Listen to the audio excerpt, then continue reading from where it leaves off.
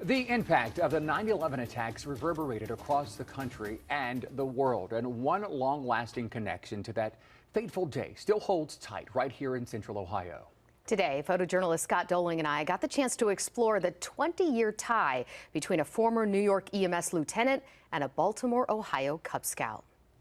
It was almost like not real, like I was going to wake up between the dust and the noise and when it's a snowstorm and there's that like quiet kind of, that's what it was like with the dust. What former New York EMS Lieutenant Dominic Maggiore saw on 9/11 haunts him.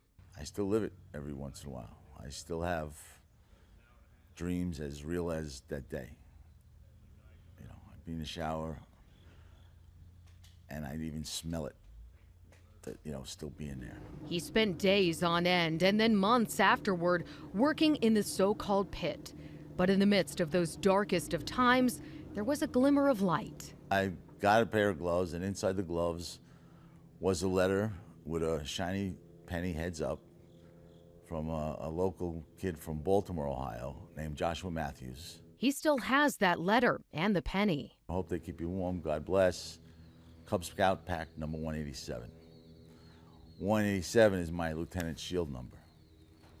So naturally, it stirred. It still stirs, puts the hair up on my arm.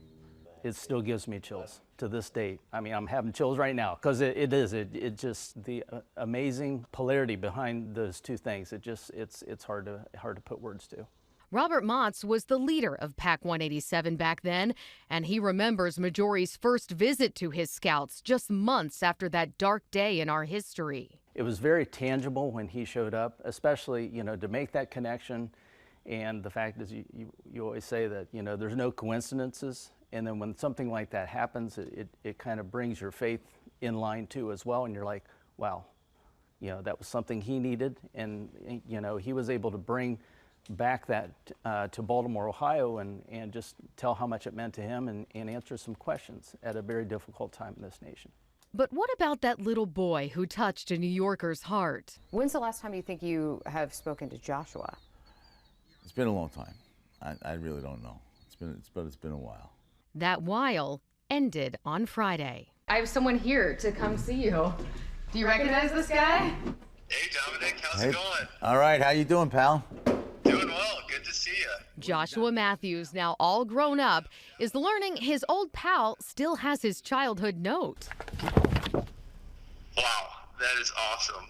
And that former Cub Scout still has Maggiore's helmet. Each 9/11, I think back to, Dominic, and I remember his helmet, and I look at it, and it still just gives me chills that, he came to Columbus, Ohio to be with me and meet my family.